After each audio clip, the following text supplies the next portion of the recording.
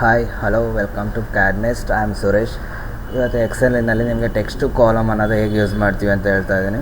So text columns ಅಂತ ಬಂದಾಗ ನಮಗೆ ನೋಡಿ ಒಂದೇ ನೇಮ್ಸ್ ಅಥವಾ ವರ್ಡ್ ಏನು ಟೈಪ್ ಮಾಡಿರ್ತಾರೆ ಅಥವಾ ಲೆಟರ್ಸ್ ನಂಬರ್ಸ್ ಏನಾರು ಟೈಪ್ ಮಾಡಿದ್ರೆ ಅದು ಕಾಮ ಇರುತ್ತೆ, ಸ್ಪೇಸ್ ಇರುತ್ತೆ, ಅಥವಾ ಸೆಮಿಕಾನ್ ಹಾಕಿರ್ತಾರೆ, ಅಥವಾ ಏನೋ ಸಿಂಬಲ್ಸ್ ಇರುತ್ತೆ. ಸೊ ಆ ಸಿಂಬಲ್ಸ್ ಇದ್ದಾಗ ನಮಗೆ ಸ್ಪ್ಲಿಟ್ ಆಗೋಗ್ಬೇಕು ಕಾಲಮ್ ವೈಸ್ ಅಂದಾಗ. ಎಕ್ಸಾಂಪಲ್ ಸುರೇಶ್ ಕುಮಾರ್ ಅಂತ ಇದೆ, ನನಗೆ ಸುರೇಶ್ ಸಪ್ರೇಟ್ ಬೇಕು, ಕುಮಾರ್ ಸಪ್ರೇಟ್, 1 2 3 4 5 ರಾಮ್, ಈ ಥರ ನಮ್ಗೆ ಏನಾದ್ರು ನಂಬರ್ಸ್ ಕಾಲಮ್ ವೈಸ್ ಸ್ಪ್ಲಿಟ್ ಆಗಿ ಬರಬೇಕು ಅಂದರೆ ಹೇಗೆ ಸ್ಪ್ಲಿಟ್ ಮಾಡ್ತೀವಿ ಅನ್ನೋದಿರುತ್ತೆ. ಅದು ಒಂದು ನಾವು ಎಕ್ಸೆಲಲ್ಲಿ ಒಂದು ಡೇಟಾ ಅಂತ ಬಂದಾಗ ನಿಮಗೆ ಫ್ರಮ್ ಆ್ಯಕ್ಸಿಸ್ ವೆಬ್ ಹೇಗೆ ತಗೋತೀವಿ ಅನ್ನೋದು ಅಲ್ಲಿಂದ ತೊಗೊಂಡು ಹೇಗೆ ಇಮೇಜ್ ಮಾಡ್ತೀವಿ, ಅದು ಬೇರೆ MS ವರ್ಡಿಂದ ನೋಟ್ ಪ್ಯಾಡಿಂದ ಟೈಪ್ ಮಾಡಿರೋದನ್ನು ಆಗಿರ್ಬೋದು, ಅಥವಾ ನಾವು ಇಲ್ಲೇ ಡೈರೆಕ್ಟಾಗಿ ಟೈಪ್ ಮಾಡಿರೋದು ಸೆಲೆಕ್ಟ್ ಮಾಡಿಕೊಂಡು ನಾವು ಹೇಗೆ ನಾವು ಅದನ್ನ ಟೆಕ್ಸ್ಟ್ ಕಾಲಮನ್ನು ಯೂಸ್ ಮಾಡ್ತೀವಿ ಅಂತ ನೋಡೋಣ.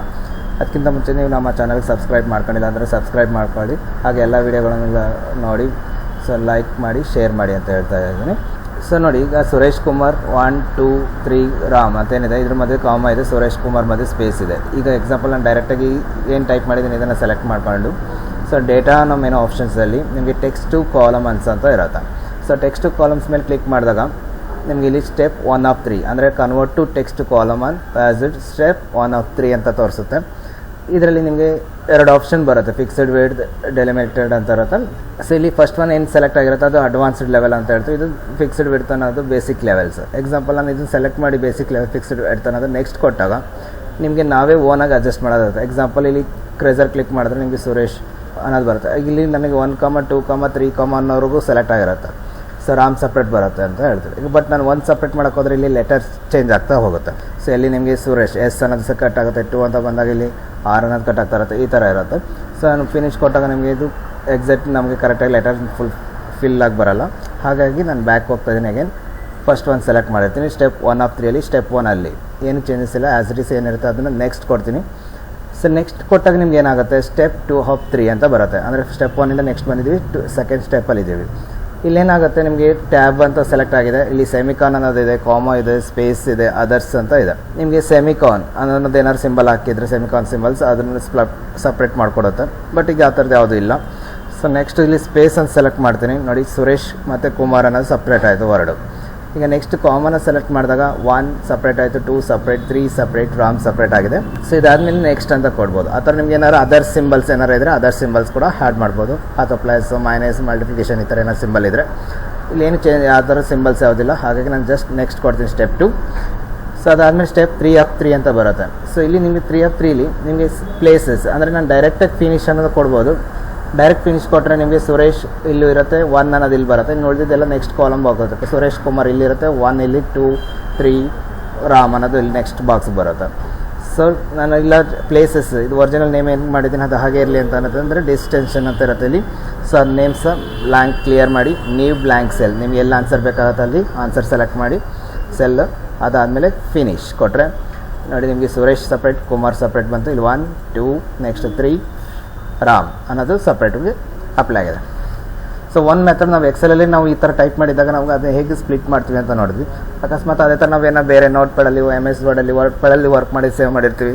ಆ ಡಾಕ್ಯುಮೆಂಟ್ ಫೈಲ್ನ ನಮ್ಗೆ ಇಲ್ಲಿ ಆಕ್ಸೆಸ್ ಮಾಡಬೇಕಂದ್ರೆ ಹೇಗೆ ಆಕ್ಸೆಸ್ ಮಾಡ್ತೀರಾ ಅಂದರೆ ಅದೇ ಸೇಮ್ ಡೇಟಾ ಮೆನುವಲ್ಲಿ ಫ್ರಮ್ ಆಕ್ಸಿಸ್ ಅಂತ ಇರುತ್ತೆ. ಸೊ ಅಲ್ಲಿ ಬಂದಾಗ ನೀವು ಎಲ್ಲಿ ಯಾವ ಡಾಕ್ಯುಮೆಂಟ್ ಎಲ್ಲಿ ಸೇವ್ ಮಾಡಿರ್ತೀರ ಅಲ್ಲಿಂದ ಸೆಲೆಕ್ಟ್ ಮಾಡಿ. ಡೆಸ್ಕ್ಟಾಪ್ ಎಕ್ಸಾಂಪಲ್ ನಾನು ಡೆಸ್ಕ್ಟಾಪಲ್ಲಿ SS ಅನ್ನೋ ಫೋಲ್ಡ್ರಲ್ಲಿ, ಸೊ ಇಲ್ಲಿ ಆಲ್ ಫಾರ್ಮೆಟ್ ಫೈಲ್ ಸೆಲೆಕ್ಟ್ ಮಾಡಿದಾಗ ಸೊ ಇಲ್ಲಿ ಸುರೇಶ್ 1 ಅಂತ ಇದೆ, ಸೆಲೆಕ್ಟ್ ಮಾಡಿ ಓಪನ್ ಕೊಟ್ಟರೆ ನಮ್ಗೆ ಈ ಥರ ಓಪನ್ ಆಗುತ್ತೆ. ಸೊ ಇಲ್ಲಿ ಓಪನ್ ಆದಾಗ ನಿಮ್ಗೆ ಏನಾಗುತ್ತೆ, ನೆಕ್ಸ್ಟ್ ನೋಡಿ ಅದೇ ಥರ ಸ್ಟೆಪ್ 1 of 3 ಅಂತ ಬರ್ತಾ ಇದೆ. ಸೊ ನಿಮಗೆ ಕ್ರೆಸರಲ್ಲಿ ಸೆಲೆಕ್ಟ್ ಸ್ಟಾರ್ಟ್ ಮಾಡಿದ್ದೀನಿ, ಸ್ಟೆಪ್ 1 of 3 ಜಸ್ಟ್ ನೆಕ್ಸ್ಟ್ ಕೊಡ್ತೀನಿ, ಏನೂ ಚೇಂಜಸ್ ಇಲ್ಲ. ಈಗ ಆಲ್ರೆಡಿ ಆಟೋಮೆಟಿಕ್ಲಿ ಆವಾಗಲೇ ಸ್ಪೇಸ್ ಕಾಮ ಸೆಲೆಕ್ಟ್ ಮಾಡಿರೋದು ಇತ್ತು, ಬಿಫೋರ್ ವರ್ಕ್ ಮಾಡಿರೋದು ಅದೇ ಸೆಲೆಕ್ಟೆಡ್ ಆಗಿದೆ. ಅಕಸ್ಮಾತ್ ನೋಡಿ ಈಗ ಅನ್ಸೆಲೆಕ್ಟ್ ಮಾಡಿದರೆ ಹೇಗಿರುತ್ತೆ ಅಂತ ನೋಡಿ. ಈಗೆಲ್ಲ ವಾಪಸ್ ಬ್ಯಾಕ್ ಬಂದು ಬಿಫೋರ್ ನಾನು ವರ್ಕ್ ಮಾಡಿದ್ದು ಸೆಲೆಕ್ಟ್ ಆಗಿತ್ತು. ಮತ್ತು ಸ್ಪೇಸ್ ಸೆಲೆಕ್ಟ್ ಮಾಡಿದ್ರೆ ಸ್ಪೇಸ್ ಬರ್ತಾಯಿದೆ, ಕಾಮ ಸೆಲೆಕ್ಟ್ ಮಾಡಿದ್ರೆ ಕಾಮ ಎಲ್ಲ ಸಪ್ರೇಟ್ ಆಗ್ತಾಯಿದೆ. ಸೊ ನೀವು ಎಕ್ಸಾಂಪಲ್ ಈಗ ಪವನ್ ಪ್ಲಸ್ ಕಲ್ಯಾಣ್ ಆ ಥರ ಏನಾದ್ರು ನೇಮ್ ಹಾಕಿದರೆ ಅದು ಸಪ್ರೇಟಾಗಿ ನಿಮ್ಗೆ ಇದು ಮಾಡ್ತಿತ್ತು.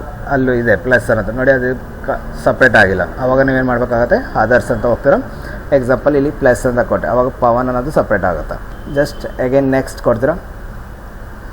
ಸೊ ನೆಕ್ಸ್ಟಲ್ಲಿ ಏನು ನಿಮಗೆ ಡಿಸಿಮ್ನಲ್ಲಿ ನಮ್ಮ ಪ್ಲೇಸ್ ಸೆಲೆಕ್ಟ್ ಮಾಡೋದೇನಿಲ್ಲ, ಬಿಗಿನಿಂಗ್ ಎಲ್ಲಿ ಸ್ಟಾರ್ಟ್ ಮಾಡಿತ್ತು ಅಲ್ಲಿಗೆ ಸೆಲೆಕ್ಟ್ ಆಗಿರುತ್ತೆ. ಡೈರೆಕ್ಟ್ ಫಿನಿಶ್ ಕೊಟ್ಟರೆ ಈಗ ಇಲ್ಲಿಗೆ ಸೆಲೆಕ್ಟ್ ಆಗಿರುತ್ತೆ. ಈ ಪ್ಲೇಸ್ ಬೇಡ ಅಂದರೆ ನೀವು ನೆಕ್ಸ್ಟ್ ಪ್ಲೇಸ್ ಚೇಂಜ್ ಮಾಡ್ಕೋಬೋದು, ಅಥವಾ ನೆಕ್ಸ್ಟ್ ಬೇರೆ ಎಲ್ಲ ಕಾಲಮ್ ಬೇಕಂದ್ರೆ ಆ್ಯಡ್ ಮಾಡ್ತಾ ಹೋಗ್ಬೋದು.